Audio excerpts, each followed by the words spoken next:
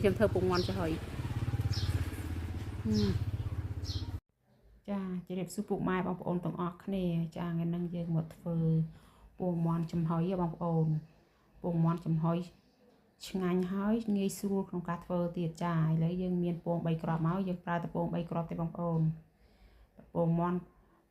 បានពងទាក៏បានប៉ុន្តែយើងជ្រើសយកវិធីមកធ្វើនោះគឺយើងយកពងមាន់បើថាយកពងទាយើងដាក់ពងមាន់2គ្រាប់ទៅយើងយកពងទា1គ្រាប់មកចាដំបូងយើងវិតវាឲ្យវាចូលជាតិហើយយើងវិតវាទៅខាងណាទៅខាងហ្នឹងកុំវិតបិច្រាស់ចុះបច្រាស់ឡើងបងប្អូនបន្ទាប់មកយើងដាក់ប៊ីចេងស្ករអំបិលបន្តិចបានហើយ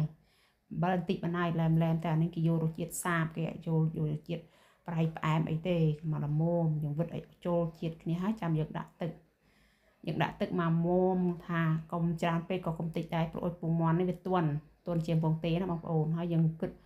វិតគោវាឲ្យវាថាបែកពពុះអញ្ចឹងណាបងប្អូនរួចហើយយើងយកវាទៅត្រងដើម្បីកុំឲ្យមានកាកកុំឲ្យមាន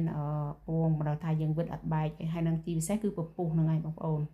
ពពុះនោះយើងគៀឲ្យអស់យើងត្រងវាសម្រស់ឲ្យអស់ហើយចាំយើងគៀពពុះវាតាមក្រៅទៀតអានឹងគេអត់មានឲ្យមានពពុះទេតែមានពពុះទេពងយើងចំហុយមកចេញមកអត់ស្អាតទេវាផៅវាអត់សាច់ហាប់ណែនណាបងប្អូនចានេះធ្វើតាមវិធីសាស្ត្រនេះទៅចាខ្ញុំសាកបងធ្វើលើកទី1ទេបងប្អូនខ្ញុំឃើញថាមើលទៅឃើញវាទំនងឆ្ងាញ់ណាបងប្អូន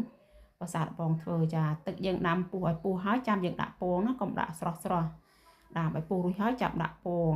ដាក់ដែរចំហុយពងរួចហើយយើងយកគ្របពីលើមកជាន់ហើយចាំយើងយកគ្របមកជាន់ទៀតចាហើយឥឡូវនេះពងយើងចាប់ដើមឆ្អិនហើយយើង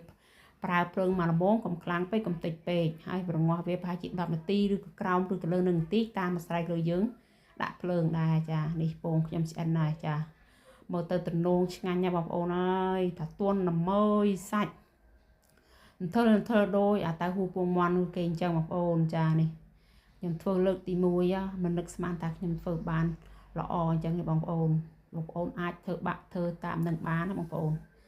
វាអត់ពិបាកទេវាងាយទេចាយើងមកបើអ្នកខ្លះគាត់ប្រូជីរយអីទេខ្ញុំអត់ទេខ្ញុំធ្វើនេះធ្វើរបៀបញ៉ាំលេងយើងមិនលេងអីទេយើងញ៉ាំលេងទៅវាមើលទៅវាញ៉ាំអត់តត់លាន់ទេយើងញ៉ាំលក្ខណៈថាសាបលែមឬក៏កូនក្មេងតូចអីក៏ញ៉ាំបានដែរព្រោះឲ្យយើងមានដាក់គ្រឿងច្រើនយើងដាក់តាវាចេញតិចស្ករបន្តិចហ្នឹងចាមើលសាច់នំហាប់ណែនដូចយើងធ្វើចំហុយអញ្ចឹងបងប្អូនទន់បងប្អូន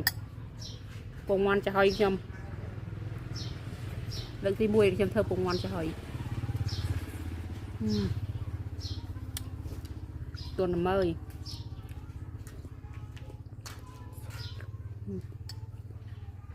ដូចតាហ៊ូ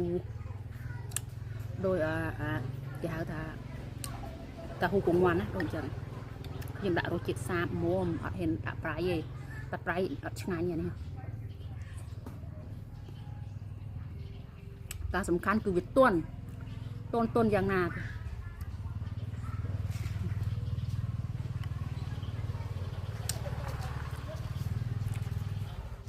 ញុំដាក់ពីក្រានក្រៅ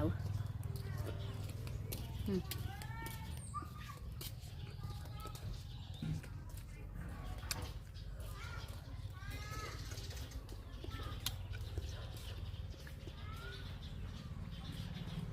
ុំបានរយដាំខ្ទឹម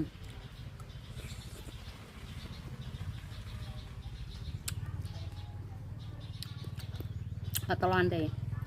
ហើយយើងញ៉ាំលេងអញ្ចឹងណាពេលញ៉ាំលេងអស់អាដឹងខ្លួននេះព្រោះវាមានជាតិផ្អែមវាមានជាតិមកល្មមសាបមកល្មមលក្ខណៈធម្មជាតិឆ្ងាញ់បងប្អូនសាកមើលយើងកុំលេងប្រៃបើយើងចង់ញ៉ាំលេងតែប្រៃវាធ្វើឲ្យយើងញ៉ាំអត់បានច្រើននេះមកល្មមមានរសជាតិឡែមបន្តិចឆ្ងាញ់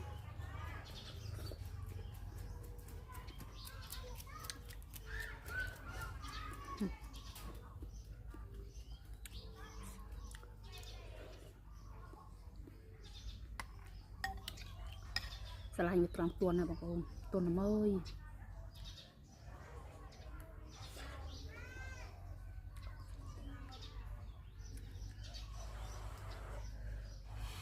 ក្តៅយើងអាចញ៉ាំទឹកអស់បាននេះក្តៅ